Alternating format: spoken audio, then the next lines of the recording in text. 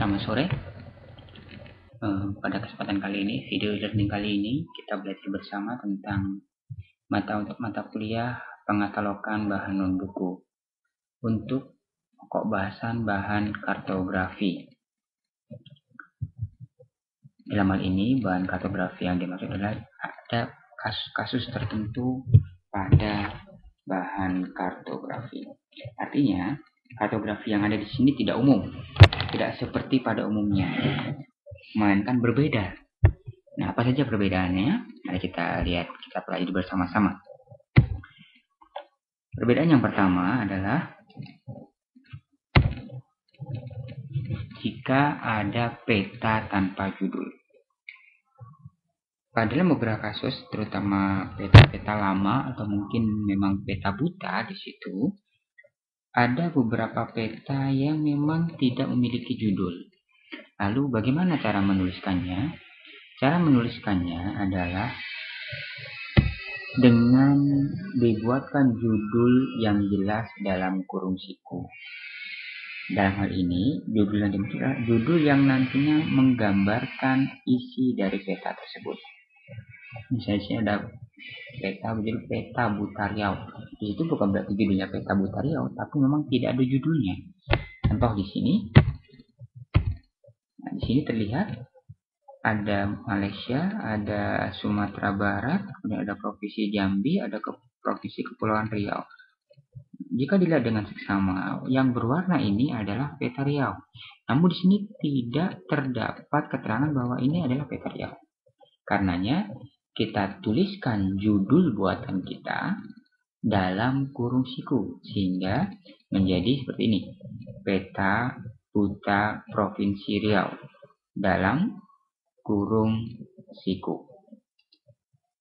Contoh lain, misalnya di sini terlihat ada sebuah peta tapi tanpa judul, tidak ada judulnya. Setelah dibaca, dilakukan perbesaan. Kalau kalian ingin melihat yang lebih besar, bisa dilihat di sini di telewalk.gov, bisa diperbesar di situ. Setelah dilihat dari keterangan-keterangan ini yang ada di sini, ternyata ini adalah peta rute kereta api. Peta rute kereta api menuju wilayah San Diego. Sehingga apa? Bagaimana penulisan judulnya? Penulisan judulnya adalah rute kereta api menuju San Diego dalam kurung siku. Artinya di sini ketika ada peta yang tidak memiliki judul, ada kemungkinan nanti judul yang ditampilkan pada katalog akan berbeda. Akan berbeda setiap perpustakaan, meskipun isinya mungkin sama. Seperti ini bisa saja judul yang ditulis oleh pustakawan hanya rute kereta api tanpa memperlihatkan wilayahnya, seperti itu misalnya. Oke, itu untuk kasus yang pertama ketika ada peta tanpa judul. Nah, kasus yang kedua, ada kalanya juga terdapat peta yang tidak memiliki penanggung jawab. Contoh seperti yang tadi, seperti peta yang ini kan terlihat tidak ada penanggung jawabnya. Tidak ada di sini siapa yang membuat, siapa yang membuat, tidak ada sama sekali. Sehingga bagaimana cara penulisannya? Cara penulisannya adalah jika tidak terdapat penanggung jawab, maka pustakawan tidak boleh menambahkan namanya sendiri. Misalnya disitu dituliskan Peta Buta Provinsi Riau, garis miring Didit, tidak boleh. Tapi nama penanggung jawabnya tetap dikosongkan.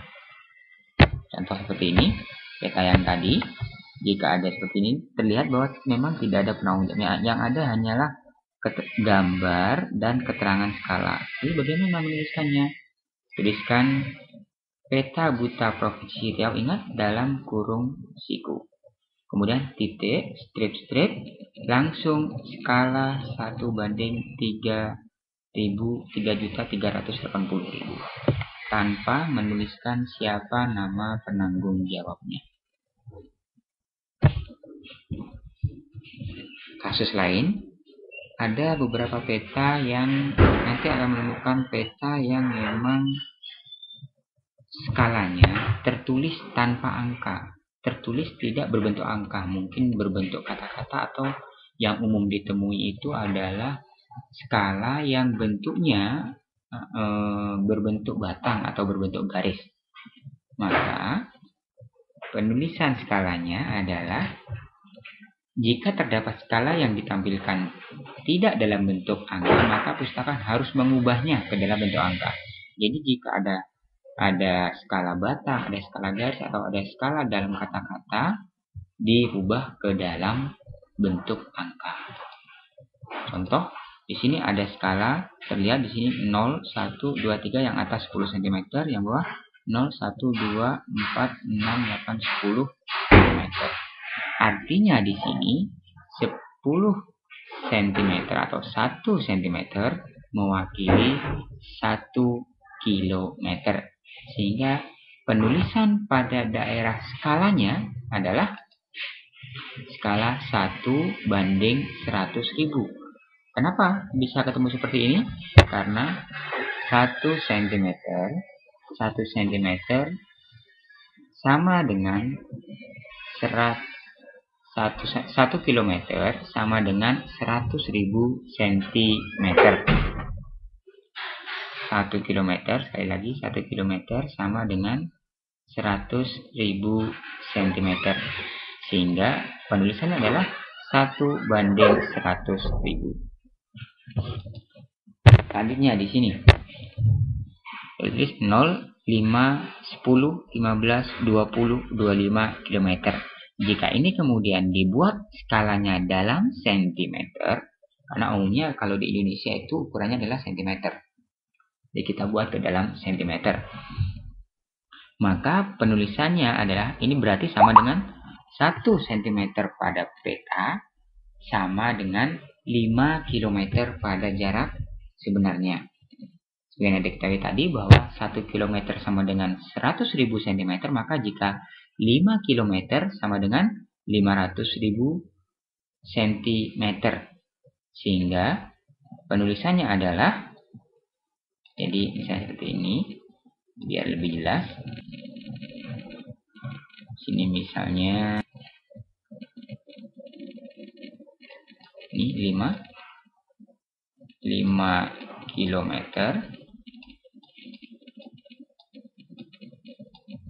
sama dengan 500.000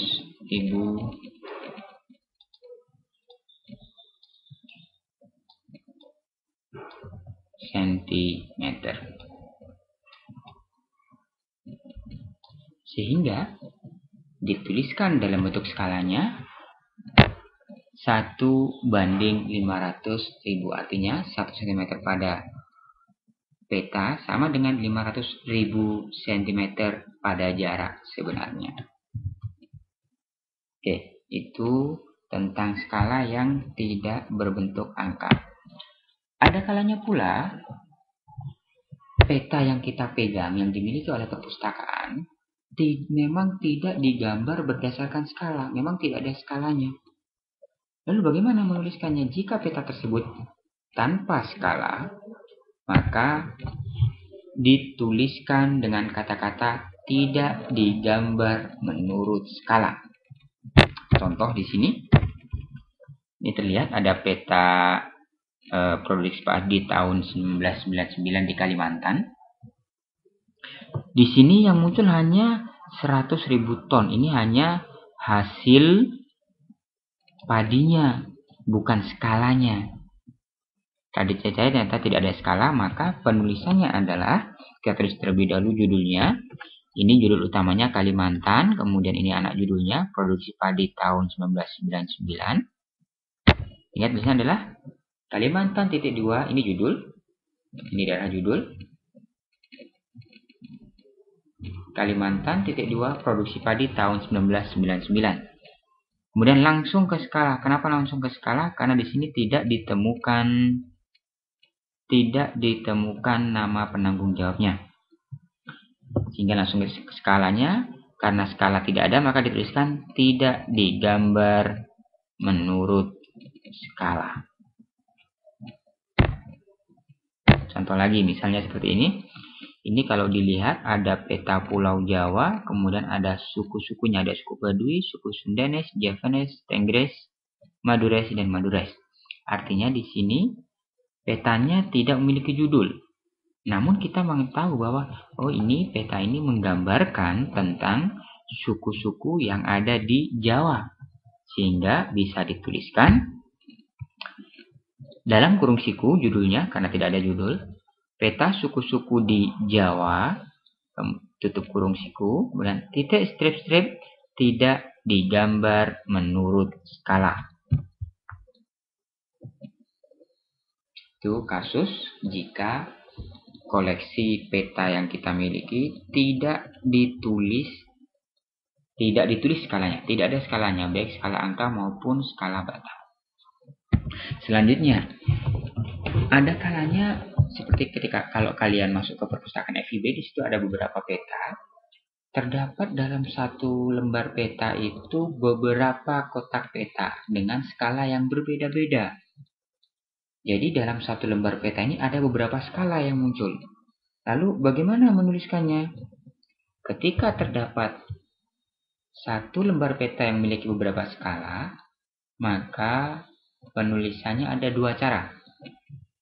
Ya, ada dua cara. Di sini yang pertama adalah jika hanya ada dua skala, maka dituliskan skala yang pertama, kemudian skala yang kedua. Di antara skala yang pertama dan skala yang kedua dituliskan kata dan. Selanjutnya, jika koleksi tersebut terdiri lebih dari dua skala, 3 atau lebih skala, maka ditulis dengan kata-kata berbagai skala. Kita lihat contohnya. Di sini dalam satu lembar peta ada dua peta. Kemudian terlihat ada skalanya di sini. Memang tidak terlihat jelas. Ya, ini ada peta yang pertama, ada peta yang kedua. Ini skala yang pertama, terlihat di sini, dan ini skala yang kedua. Kemudian ini judulnya. Ini judul. Ini judulnya ada di sini, nggak kelihatan. Karena tidak mungkin saya perbesar ininya, karena nanti akan menutupi wilayahnya. Ini adalah skalanya.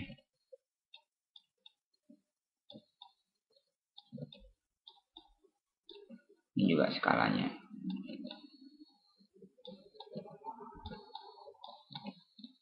Lalu bagaimana menuliskannya jika ada dua skala seperti ini? Kita tulis terlebih dahulu. Skala yang pertama di sini terlihat skalanya 1:81.000. Kita tuliskan skala 1:81.000 dan skala yang kedua 1:54.000. Nah, kalau kalian ingin melihat lebih jelasnya, kalian bisa melihat di sini. Bisa kalian kunjungi ini alamat ini. Dia bisa menampilkan lebih jelas lagi. Oke. Nah, yang kedua, kasus yang seperti tadi, jika ada lebih dari dua skala, di sini ada dalam satu lembar ini ada 1, 2, 3, 4, 5, 6, 7, 8, 9, 10, 11, 12. Ada 12 peta dengan skala masing-masing yang berbeda. Ini ada 1. Nah, ini skala yang pertama. Skala yang pertama. Kemudian ini skala yang kedua, kelihatan kecil. Skala yang ketiga dia ada di sini. Skala yang keempat dia ada di sini. Kemudian skala yang kelima ada di sini. Ini skala yang keenam. Skala yang ketujuh. Skala yang kedelapan. Skala yang kesembilan. Skala yang ke-10. Yang ke-11 dalam bentuk batang dia terlihat. Yang ke-12. Ada 12 skala. Tidak mungkin dituliskan semuanya. Karenanya pada daerah skala, daerah data khususnya, dituliskan cukup dengan kata-kata berbagai skala. Oke. Nah, ini kalau ingin melihat lebih jelasnya bisa dilihat di sini. Nanti akan kelihatan skalanya berapa-berapa. Oke. Kasus lain, seperti yang di atas tadi, ini kelihatan bahwa ada 1, 2 peta. Kemudian di bawahnya ini ada 1, 2, 3, 4, 5, 6, ada 12 peta. Nah, jika dalam satu lembar peta berisi beberapa peta seperti gambar tadi, 2 gambar yang sebelumnya tadi, maka penulisannya adalah yang pertama, jika tidak terdapat judul kolektif di dalamnya, maka dituliskan kedua judulnya, kemudian pada deskripsi fisik dituliskan titik-titik ini jumlahnya ya. Jumlah peta, jumlahnya berapa peta dalam satu lembar. Nanti kita lihat contohnya. Yang kedua, jika dalam satu peta terdapat beberapa peta dan disertai dengan judul kolektif, maka dituliskan judulnya pada deskripsi fisik, yaitu titik peta dalam satu lembar. Jumlah petanya dalam satu lembar. Misalnya, ini contoh yang pertama. Jika dalam satu lembar peta terdapat beberapa peta tanpa judul kolektif. Ini judul yang pertama, ini judul yang kedua.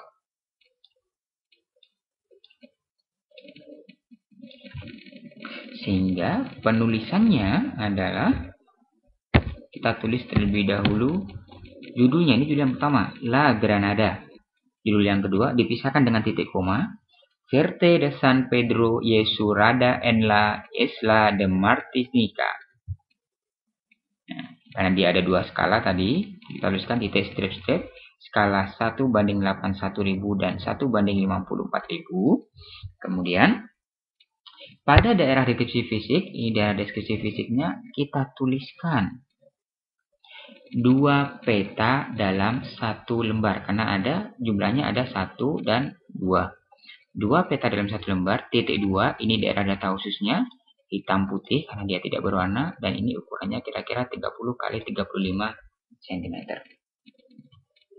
Itu contoh jika ada satu lembar peta, terdapat 2 peta tanpa judul kolektif. Selanjutnya, nah, ini kalau ini melihat lebih jelas bisa lihat di sini. Selanjutnya,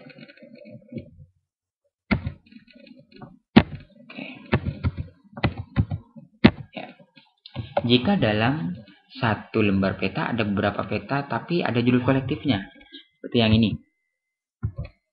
Ini contohnya, ini terlihat ada judul kolektifnya. Mana judul kolektifnya ini? Battleground in Missouri during peace in the fall 1864. Ini judulnya. Judulnya ada di sini.